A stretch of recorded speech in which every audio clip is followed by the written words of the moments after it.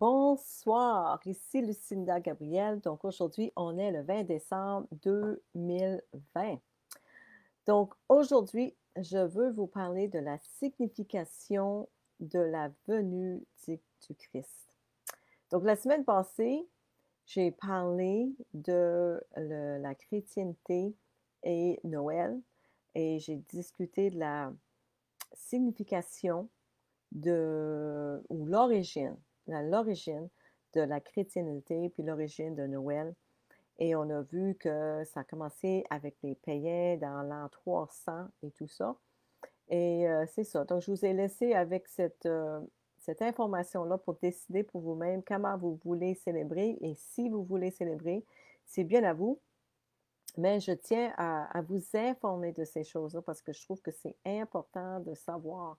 Et le Seigneur, moi, il me donne le temps de pouvoir faire cette recherche sur ces choses-là. Hein, je sais que ma vie est différente de la plupart des gens et la raison, c'est justement pour que je puisse m'éduquer sur ces choses-là et partager ça avec vous qui avez plus ou moins de temps que moi. Alors, aujourd'hui, je veux parler de la signification de la venue du Christ parce que euh, on est dans ce temps-là, hein, à l'approche des fêtes, de nombreuses personnes célèbrent Noël présentement et j'ai pensé que ce serait un bon moment pour voir ensemble avec vous pourquoi Dieu a envoyé son Fils unique dans le monde.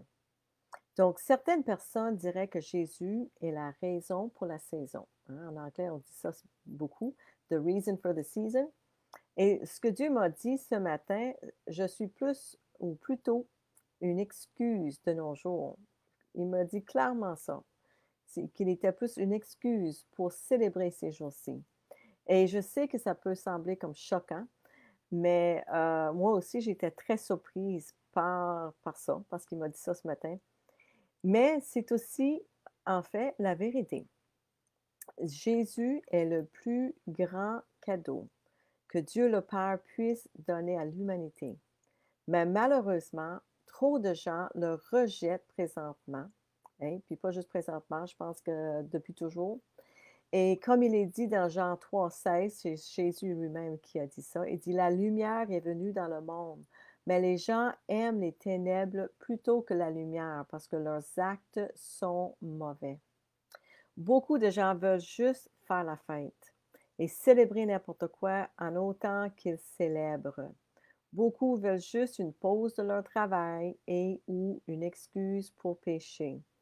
Puis, quand je lis ça, que ce que j'ai écrit là, une pause pour leur travail, Jésus a dit, tous ceux parmi vous, ceux et celles parmi vous qui sont fatigués, venez à moi. Moi, je vous donnerai le repos. Hein, donc, c'est juste en Jésus qu'on peut trouver le repos. Et euh, donc, c'est ça. Donc, beaucoup de gens célèbrent ou ils profitent de ce temps pour avoir une pause de leur travail ou c'est une excuse pour pécher. Puis, ça peut sembler comme euh, dur comme message ce soir, mais c'est vraiment ce que Dieu a mis sur mon cœur de vous dire parce qu'il veut vous réveiller. Il sait que c'est pas tout le monde, mais beaucoup trop de personnes encore sont comme cela. Comme il est écrit dans Matthieu 7, 13, 14, entrez par la porte étroite. En effet, large est la porte et spacieuse la route qui mène à la perdition. Nombreux sont ceux qui s'y engagent. Mais étroite est la porte et resserré le sentier qui mène à la vie, qui sont peu nombreux ceux qui les trouvent. Puis c'est vraiment ça. C'est dommage que les gens sont si peu nombreux que ça qui trouvent le vrai sentier vers le ciel. Donc, la plupart des gens qui célèbrent Noël n'ont vraiment aucune idée de ce qu'ils célèbrent exactement. D'une part, c'est une tradition païenne que nous avons examinée la semaine passée. Et ces traditions païennes ont été mélangées avec une forme de chrétienté ou du christianisme qui a créé en fait une religion qui s'appelle la religion catholique, qui est bien connue aujourd'hui pour ne pas être biblique. Okay? Donc, les gens qui ne sont pas catholiques, donc en dehors de cette Église-là, les gens savent que l'Église catholique n'est pas biblique. Il y a juste les gens qui sont dans l'Église catholique qui sont encore trompés, qui ne voient pas ça, qui ne savent pas ça. Puis c'est parce que vous n'avez jamais pris le temps pour chercher la vérité pour vous-même et lire le Nouveau Testament. Et moi, j'étais pareil. Puis la seule raison pourquoi j'ai lu le Testament, c'est parce que Dieu lui-même, il me l'a clairement dit un jour, coupe ton Netflix puis lis le Nouveau Testament. Puis c'est comme ça que j'ai trouvé cette vérité-là. Mais mettons tout cela de côté pour l'instant et regardons ensemble la naissance de Jésus, la signification de cette naissance-là. Beaucoup de gens ne savent pas vraiment qui est le Christ et qu'est-ce qu'il est venu accomplir. Alors, permettez-moi de partager avec vous ce que j'ai appris sur la signification de la naissance de Jésus. Tout d'abord, regardons l'Écriture qui décrit sa naissance. Il y a deux évangiles qui décrivent la naissance de Jésus, l'évangile de Matthieu et l'évangile de Luc. Dans le livre de Luc, nous lisons comment l'ange du Seigneur est apparu à Marie. Et l'ange dit, « N'aie pas peur, Marie, car Dieu t'a accordé sa faveur. Voici, bientôt tu seras enceinte et tu mettras au monde un fils. Tu le nommeras Jésus. Il sera grand, il sera appelé Fils du Très-Haut, et le Seigneur Dieu fera de lui un roi, comme David son ancêtre. Il régnera éternellement sur le peuple issu de Jacob, et son règne n'aura pas de fin. » Marie dit à l'ange, « Comment cela se fera-t-il, puisque je suis vierge? » L'ange lui répondit, « L'Esprit Saint descendra sur toi et la puissance du Dieu très haut te couvrira dans son ombre. C'est pourquoi le Saint-Enfant qui naîtra de toi sera appelé Fils de Dieu. » Dans Matthieu chapitre 1, nous lisons que l'ange est aussi apparu à Joseph dans un rêve, parce que Joseph était sur le point de rompre les fiançailles avec Marie quand il a découvert que Marie était enceinte. Il réfléchissait à ce projet quand un ange du Seigneur lui apparut en rêve et lui dit, « Joseph, descendant de David, ne crains pas de prendre Marie pour femme, car l'enfant qu'elle porte vient du Saint-Esprit. Elle donnera naissance à un fils. Tu l'appelleras Jésus. C'est lui, en effet, qui sauvera son peuple de ses péchés. » Dans l'Ancien Testament, dans le livre d'Ésaïe 9,5, il a été prophétisé qu'un enfant est né pour nous. Un fils nous est donné. Il exercera l'autorité royale. Il sera appelé merveilleux conseiller, Dieu fort, Père à jamais et Prince de la paix. Et ça me fait penser que dans le temps que Jésus est né, les Juifs attendaient un sauveur. Mais la raison pourquoi ils n'ont pas accepté Jésus-Christ comme leur sauveur, c'est parce qu'ils attendaient un roi, un guerrier qui allait les sauver des Romains qui, qui étaient en charge d'eux autres dans le temps, qui avaient le pouvoir sur eux dans ce temps-là. Mais Jésus est venu pour sauver le peuple de ses péchés et non pas pour sauver le peuple des Romains. Vous voyez? Et aujourd'hui encore, les Juifs sont en train d'attendre leur Messie. Et les musulmans attendent aussi un Messie. Et nous, les chrétiens, nous attendons la deuxième venue de Jésus-Christ. Donc, alors, qui était Jésus selon ces versets qu'on vient de lire? Nous avons lu qu'il était conçu par le Saint-Esprit. Il était un enfant saint, grand, fils du Dieu le plus haut, roi des descendants de Jacob pour toujours. Son royaume ne se terminera jamais. Il sauvera les gens de leurs péchés. Il est appelé votre Sauveur, Christ le Seigneur. Il est aussi appelé merveilleux conseiller, Dieu puissant, Père éternel et Prince de la paix. Il est bien plus que tout cela encore. Il est guérisseur, délivreur, sauveur, racheteur, fournisseur, défenseur, parmi bien d'autres titres encore. Donc, deuxièmement, qu'est-ce que Jésus est venu faire pour nous? Nous lisons dans Matthieu 1, 21, « Il sauvera son peuple de ses péchés. » Et l'un des plus grands versets de la Bible me vient également à l'esprit, Jean 3, 16, « Dieu a tant aimé le monde qu'il a donné son Fils unique pour que tous ceux qui placent leur confiance en lui échappent à la perdition et qu'ils aient la vie éternelle. Donc Jésus est venu pour nous donner aussi la vie éternelle. Colossiens 1,13, c'est écrit, il nous a arrachés au pouvoir des ténèbres et nous a fait passer dans le royaume de son Fils bien-aimé.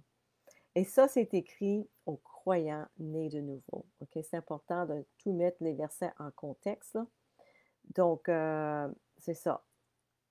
Quand moi, j'ai été née de nouveau, puis à un moment donné, je me suis retrouvée au Danemark, on était rendu au mois de septembre et je venais de me faire baptiser au mois de juillet.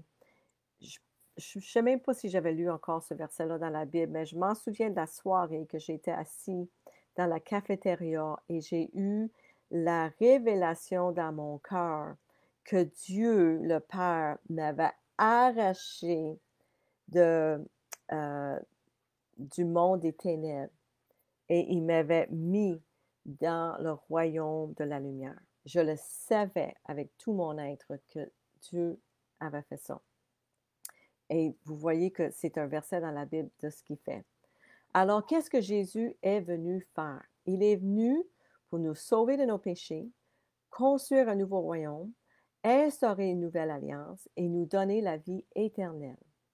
Contrairement à ce que la plupart des gens croient, la Bible ne nous dit pas que Jésus est venu pour faire une religion. Jésus est venu pour construire un nouveau royaume. Donc nous, les croyants qui sont nés de nouveau, sommes des citoyens de ce royaume avec Jésus, le Christ, comme avec le Christ qui est notre roi. Pour entrer dans ce royaume que Jésus nous a apporté, nous sommes appelés à nous repentir et se faire baptiser, à être nés de nouveau dans ce nouveau royaume.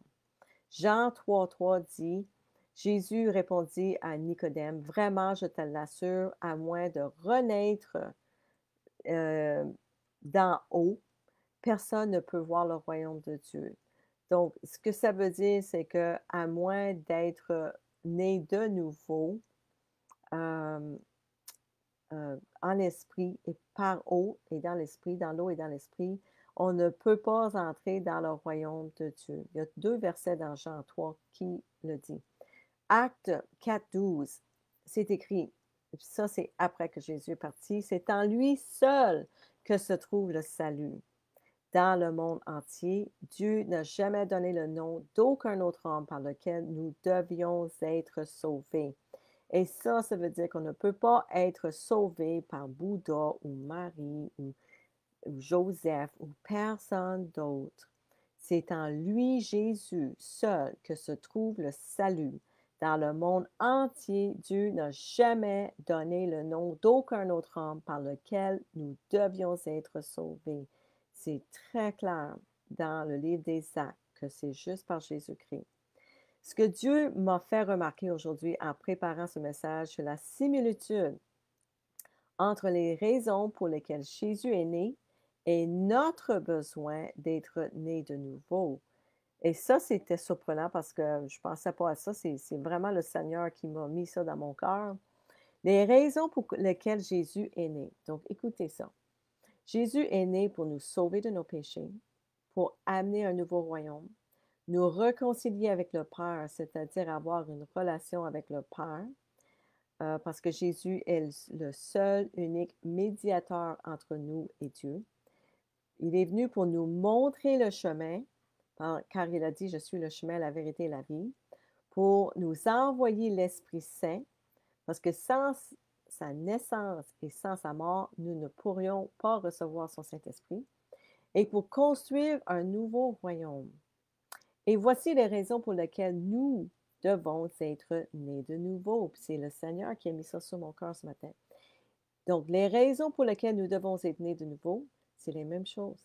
C'est d'être sauvés de nos péchés, de se repentir à Dieu, être baptisés dans le royaume de Dieu, être réconciliés avec le Père, suivre et obéir Jésus parce qu'il est le chemin, la vérité et la vie, recevoir son Saint-Esprit et construire son royaume. Donc, Jésus est né pour que nous aussi, nous soyons nés de nouveau.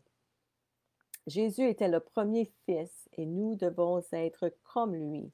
Dans Romains 8, 29 à 30, c'est écrit: En effet, ceux que Dieu a connus d'avance, il les a aussi destinés d'avance à devenir conformes à l'image de son Fils, afin que celui-ci soit l'aîné de nombreux frères et sœurs.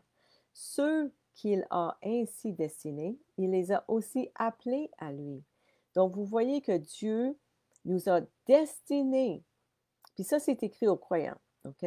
Mais ceux qu'il a ainsi destinés, ça veut dire qu'il y a des personnes déjà destinées.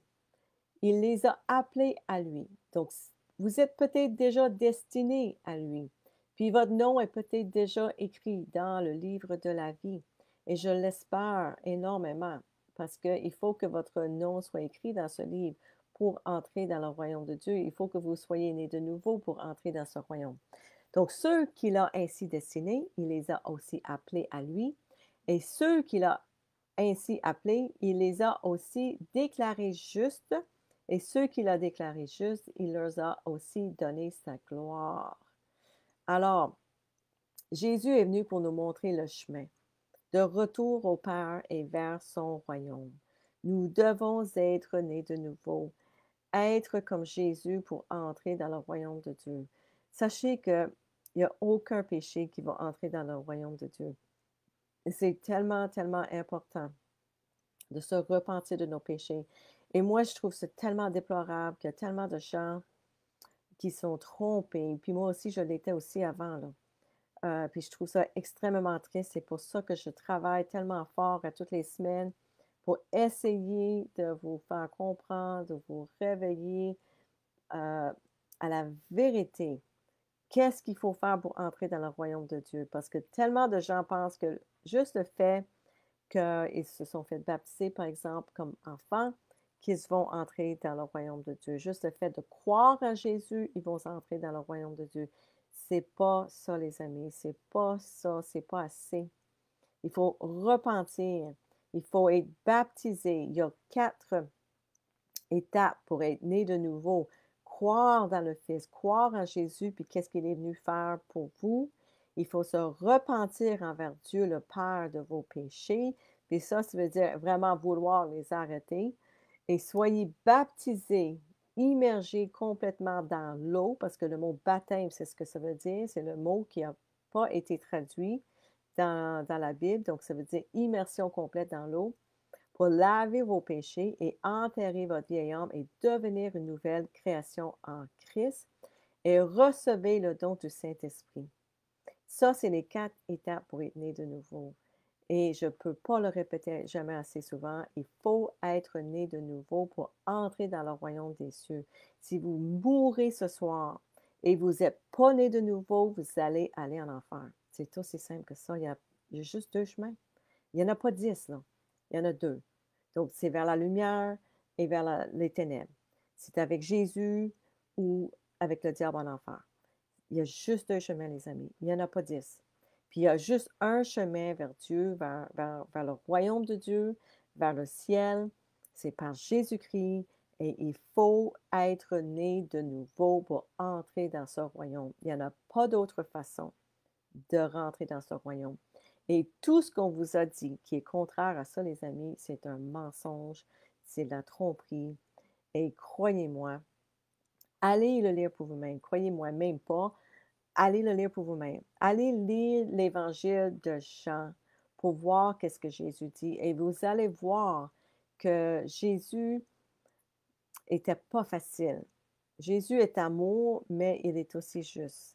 Et comment je dirais, Mmh, et ce qu'il dit dans le livre, c'est pour ça que j'aime beaucoup l'Évangile de Matthieu et l'Évangile de Jean, parce que dans l'Évangile de Matthieu, il y a beaucoup, beaucoup d'amour, hein. Il nous aime et il démontre, son amour dans l'Évangile de Matthieu. Puis dans l'Évangile de Jean, c'est là qu'il est difficile avec nous et il nous dit exactement le chemin et quand il dit que le chemin est étroit, elle est difficile et peu de gens le trouvent, ben, c'est parce que quand on lit l'Évangile de Jean, c'est là qu'on comprend comment qu'elle est difficile et comment qu'elle est étroite, puis comment il doit y avoir peu de gens aussi qui veulent le suivre. Parce que moi, j'en connais beaucoup, beaucoup de personnes, beaucoup de gens qui se croient chrétiens, beaucoup de gens qui se croient même nés de nouveau, mais ils ne sont pas prêts à sacrifier autant que Jésus nous demande de sacrifier. Jésus veut tout. Et si on n'est pas prêt à tout lui donner, ça serait peut-être pas assez. Moi, je dis toujours, je ne sais pas comment le dire exactement en français, mais travaillez votre salut avec tremblement et crainte, là, c'est ce que ça dit dans la Bible. Ben, moi, je crois vraiment à ça. Il faut vraiment que tous les jours, qu'on se rapproche de Dieu, de Jésus, puis qu'on lui demande de vérifier notre cœur pour être certain qu'il n'y a absolument rien dans notre cœur qui pourrait nous empêcher d'entrer dans son royaume, parce qu'il n'y a aucun péché qui va entrer dans son royaume. Et je trouve personnellement qu'il y a un immense manque de crainte de Dieu aujourd'hui, même parmi les gens qui se disent chrétiens et qui se disent nés de nouveau. Il y a un manque de révérence envers Dieu. Et je ne peux pas vous le répéter assez souvent, que vous devriez vraiment euh, prendre le temps de vraiment parler avec Dieu et avec Jésus pour savoir qui il est, puis qu'est-ce qu'il attend de vous. Parce que la barre est haute, les amis. C'est pas un jeu. Puis il y a beaucoup de gens, j'en connais une couple de personnes qui n'ont pas eu ça facile quand ils sont nés de nouveau au début. Et le Seigneur les a repris, puis les a dit, écoute, c'est pas un jeu. T'embarques ou t'embarques pas. Tu es avec moi ou tu l'es pas. Et Jésus était sérieux dans son affaire. Puis même moi, je m'en souviens au début, avant même que je sois née de nouveau, puis je commençais à lire le Nouveau Testament dans ce temps-là. Et j'avais prié pour qu'il m'aide à arrêter de fumer dans ce temps-là. J'étais à Gatineau, c'était au mois de janvier. C'était tout de suite au début, là, je lisais le Nouveau Testament. Je connaissais absolument rien. Et je lui avais demandé de m'aider à arrêter. Puis tout de suite, je me suis réveillée le lendemain, puis aucun désir de fumer. C'est parti. C'est fait. Et j'ai fait comme, je sais pas, une semaine ou deux, certains. J'avais aucune envie. Puis là, à un moment donné, je suis allée chez une amie et euh, j'ai eu un désir de fumer parce que les autres fumaient. C'était même pas un désir ardent, là. Mais c'était juste parce que les autres le faisaient. Et j'ai fumé une cigarette et j'ai presque tombé parce que presque évanouie tellement que j'en étais malade.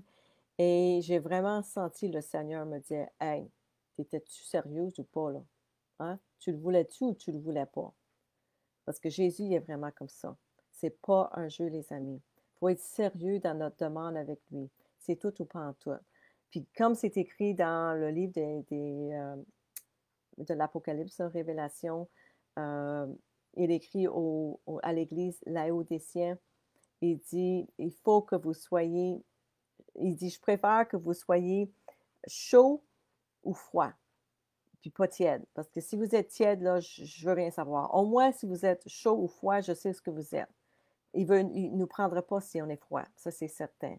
Puis si on est tiède, il n'y a aucun respect pour nous non plus. Il faut absolument qu'on soit chaud dans notre foi avec lui, puis dans notre euh, conviction avec lui. C'est tout ou pantoute, là. OK? Donc, c'est pas un jeu, ce qu'on discute là aujourd'hui. Et ce ne serait pas un jeu non plus si vous mourrez sans lui. Ça, c'est tellement important, les amis. Parce que si vous mourrez ce soir, puis vous n'avez pas Jésus dans votre vie, vous n'êtes pas né de nouveau, si vous mourrez, vous allez en enfer. C'est aussi simple que ça. Il n'y en a pas 10 chemins, là. Il y en a deux. Et il faut que vous choisissez comme il faut avant qu'il soit trop tard. Le plus grand cadeau que Dieu nous a jamais donné, c'est son Fils unique Jésus-Christ. Et le plus grand cadeau que Jésus nous a donné est sa vie. Jésus est né pour que vous ayez la vie et que vous l'ayez en abondance. Ça veut dire que vous ayez la vie éternelle pour l'éternité. C'est ça que ça veut dire avoir la vie en abondance. C'est d'avoir la vie éternelle. Jésus a dit lui-même dans Jean 15, 13, le plus grand amour que vous puissiez avoir pour vos amis est de donner votre vie pour eux. Donc ça, dans ce verset-là, Jésus était en train de dire à ses apôtres qu'il avait le plus grand amour pour eux et pour nous, pour l'humanité, parce qu'il allait donner sa vie pour nous. Ainsi, tout comme Jésus est né dans ce royaume des ténèbres pour nous, nous devons être nés de nouveau dans son royaume pour vivre éternellement avec lui. Donc, n'attendez pas une autre journée, les amis. Jésus a tellement, tellement, tellement à vous offrir. La liberté du péché, la délivrance de l'esclavage, de toutes vos dépendances, euh, la paix qui surpasse toute compréhension, la joie de l'esprit, l'amour constant, la vie éternelle, et il y en a d'autres, il y en a plein. Vous ne serez jamais, jamais en paix sans lui parce que Jésus est le prince de la paix. Jésus est vraiment le prince de la paix. Il n'y en a pas d'autre façon, les amis. Donc, je vais juste dire un petit bonjour aux gens qui m'écoutent ce soir. Bonsoir à Lynn Steven. Oui, sois bénie toi aussi, ma soeur. Et Annette Métivier à Sept-Îles, bonsoir. Suzanne Desjardins au Nouveau-Brunswick. Puis Nicole à Sept-Îles, bonsoir. Puis merci, merci beaucoup d'être là avec moi ce soir. Donc, j'espère que ce message vous a béni. Partagez-le avec vos amis. Euh, c'est important de savoir pourquoi Jésus est venu. Les gens, c'est le temps d'en profiter. Ceux qui m'écoutent, qui sont déjà nés de nouveau, c'est le temps de profiter pour partager ce message-là avec vos amis, avec votre famille, pour qu'ils comprennent pourquoi Jésus est venu. Le temps est court, les amis, puis à chaque semaine, on est une semaine plus proche à l'arrivée de notre Seigneur Jésus-Christ. Donc, si Jésus arrive demain, ça va être trop tard pour vous, là. Puis si vous mourrez ce soir, ben, ça va être trop tard. Il n'y a pas une prière qu'on va pouvoir prier après pour vous qui va vous sauver. C'est fini. Une fois que vous êtes mort, vous êtes mort, là. Puis tout ce que vous avez appris là-dessus, qui est différent de ça, c'est un mensonge. C'est pas vrai. Lisez la Bible pour vous-même, les amis. Moi, je veux juste vous éclairer, puis vous diriger dans la bonne direction, vous amener la vérité. Jésus est la vérité, le chemin et la vie, puis il n'y en a pas d'autre. Donc, trouvez cette vérité-là avant qu'il soit trop tard pour vous, les amis. Je vous aime énormément. Et c'est pour ça que je fais ces messages à chaque semaine, parce que je vous aime et encore plus que ça, Jésus vous aime. Et Jésus ne veut pas perdre aucun de ses brebis. Il veut toutes les ramener à la maison. Et il a dit qu'il y aurait beaucoup plus de joie dans le ciel pour euh, un pécheur qui se repente. Hein? Donc, la joie dans le ciel pour une personne qui se repente. Donc, alléluia. Donc, j'espère que cette personne-là m'écoute ce soir et il va se tourner vers Jésus parce que les temps s'en viennent. Ils vont être difficiles de plus en plus. Et vous allez avoir besoin d'un sauveur, les amis. Vous allez avoir besoin d'un consolateur, d'un sauveur, d'un rédempteur pour vous garder en paix durant ces temps difficiles qui s'en viennent.